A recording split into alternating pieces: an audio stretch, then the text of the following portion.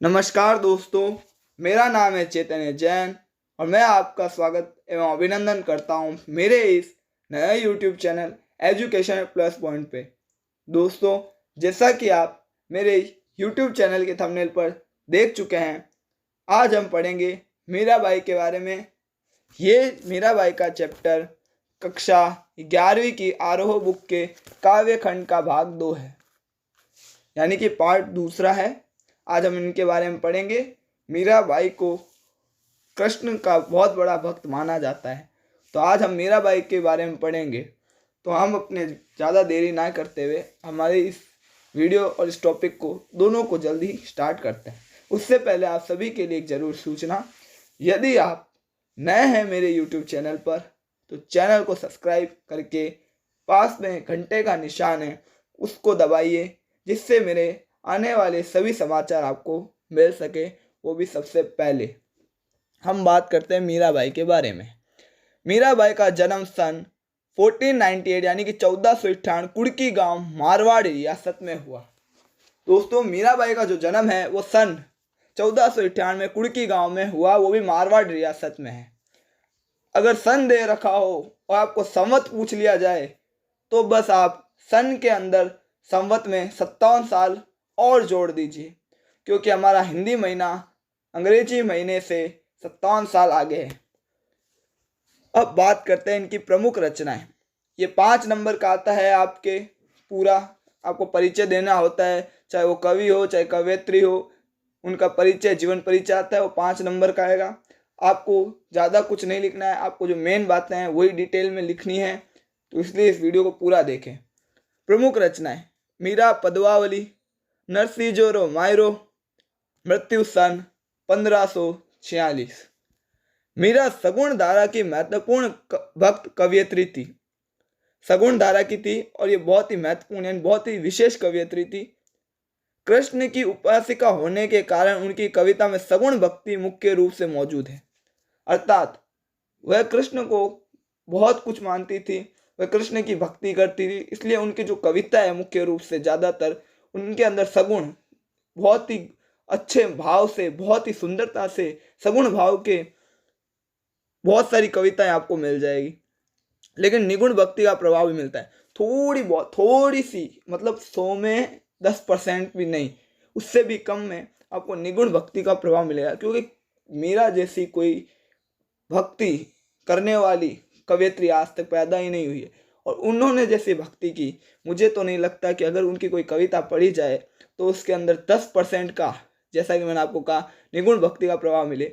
मेरा कहने का तो इतना ही है कि ऐसी कवयित्री हो, ऐसी भक्त हो, तो शायद निगुण भक्ति तो 1% भी नहीं होनी चाहिए। संत कवि रैदास उनके गुरु माने जाते हैं। यह आपके 1 नंबर का पूछा जा सकता है कि मीरा के गुरु का नाम संत कवि रैदास उनके गुरु माने जाते हैं। बचपन से ही उनके मन में कृष्ण भक्ति की भावना जन्म ले चुकी थी। बचपन में जब वह अपने पिता के पास थी, ये एक्स्ट्रा में मैं आपको बताता हूँ, जब वह अपने बचपन में पिता और माता के साथ थी, तब से उनके पिता ने उनको कृष्ण की भक्ति करना सिखाया। वह इस भक्ति के रस में डूब गई और जन्म से ही वह कृष्ण की भक्त बन चुकी थी, इसलिए वह कृष्ण को ही अपना आराध्य और पति मानती रही। उनके जब वह इसलिए मानती थी दोस्तों, कृष्ण को अपना पति और आराध्य तो थी, जो कृष्ण है वो आराध्य तो थे ही, पर पति क्यों मानते थे, ये बहुत से बच्चों का डाउट है।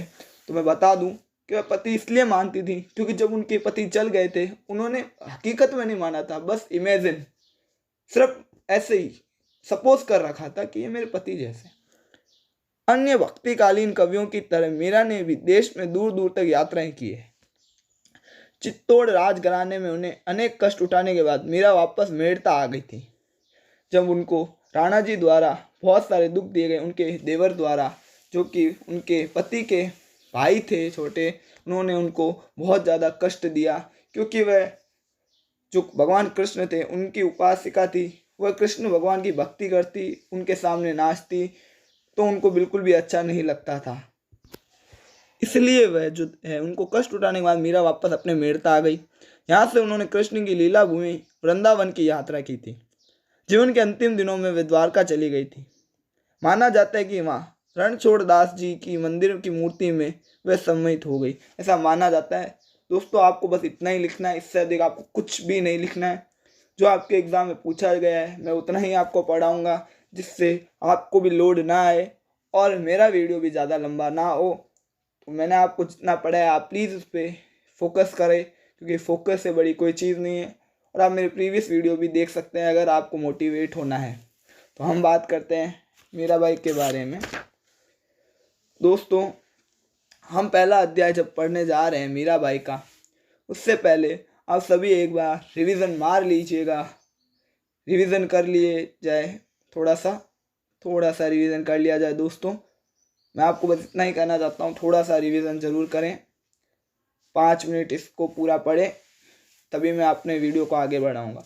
यदि आप वीडियो को स्किप करके देखते हैं तो शायद आप मेरा अपमान कर रहे हैं, क्योंकि अगर मैं एक ऑनलाइन पढ़ा रहा हूँ, यदि आप अपने मन से मेरी आदर करके इसको कार्य को पूरा करेंगे तो मैं कहता हूँ कि आपके बहुत अच्छे मार्क्स आएंगे। पद 1 मैं इसकी व्याख्या करने जा रहा हूँ, प्लीज़ इसे ज़्यादा ध्यान से सुने।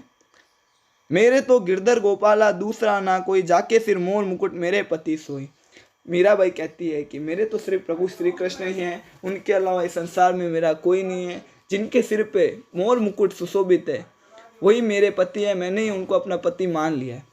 दोस्तों यहाँ गिरधर गोपाल एक ही है, ये 2 इसलिए आए क्योंकि इस लाइन में प्रभाव डालना था। गिरधर यहाँ इसलिए आया है क्योंकि जब उन्होंने बारिश हो रही थी तो गिरी का पहाड़ उठा लिया और सभी व्यक्ति वहाँ इकट्ठे हो गए थे उस पहाड़ के नीचे, इसलिए उन्हें गिरिधर कहा जाता है। गोपाल आपको पता ही है, गायों को जब चराते थे जो गोपाल, इसलिए उनको गोपाला कहा जाता है। और मोर मुकुट मेरे पति सोई, इसके बाद में छाड़ी दई कुल की कहानी काहे कही कोई, संतन डिग बैठी लोक लाज कोई। अब मीराबाई कहती है कि मैंने अपनी कुल कहानी, यानी कि यहाँ कहानी करते हैं, मैंने छुआड़ी दई कुल कहानी, यानी मैंने कुल की मर्यादा, कहानी का अर्थ यहाँ मर्यादा है, मैंने अपनी कुल की मर्यादा को छोड़ दिया। अब मुझे परवाह नहीं कि लोग मेरे बारे में क्या कहते हैं। जब संत डिग बैठी बैठी लोक लाज कोई, जब मैं संतों के पास ज्ञान ध्यान के लिए बैठी तो मैंने अपनी लोक लाज खो दी, क्योंकि उस समय जब मीराबाई के पति चल बसे थे, स्वर्गवास हो गए थे, तो मीरा बहुत अकेली हो गई, जिसके कारण वे संतों के पास बैठती। उस पुराने काल में जो प्रथा थी उसके अनुसार उनका बहुत मजाक उड़ाया गया। आंसुअन जल सांची सांची प्रेम बेली बोई, अब तो बेल फली गई आनंद फल होई। मीराबाई कहती है कि मैंने अपने आंसुओं से भगवान श्री कृष्ण की प्रेम की बेल को बोया है, अब वो फल फूल गई है और बहुत ही आनंद फल उस पर लग गया है। दूध की मतनियाँ बड़े प्रेम से बिलोई, दधी मती घृत काढ़ लियो डारी दई छोई। यानी कि मीरा कहती है कि मैंने दूध की मतनियों को जब बिलोया तो मैंने उसमें से जो घी उत्पन्न हुआ उसको तो रख लिया और पीछे जो छाछ बची उसको फेंक दिया। इसका अर्थ संसार से क्या, मैंने भगवान श्री कृष्ण के प्रेम को, भक्ति भाव को तो रख लिया, जब मैंने उनके भक्ति भाव की बिलोया है तो मुझे जो मिला, मैंने उसका अच्छा जो भी मिला था प्रेम भाव उसको रख लिया, बाकी जो कुछ भी था मैंने छाछ या उसको फेंक दिया।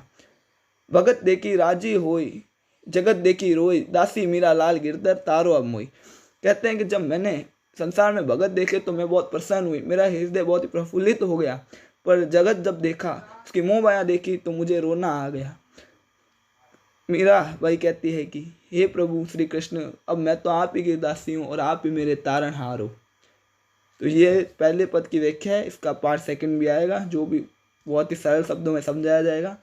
अब आपको समझ में तो आ ही गया होगा। आई होप कि आप इसे कर लें अच्छे से। अगर आप चाहते हैं कि आपको इसकी PDF मिले तो आप मुझे इंस्टाग्राम पे मैसेज कर दीजिएगा। इंस्टाग्राम का लिंक मैंने डिस्क्रिप्शन में दे दिया है, वहाँ जाके फॉलो करके मुझे मैसेज कर दीजिए।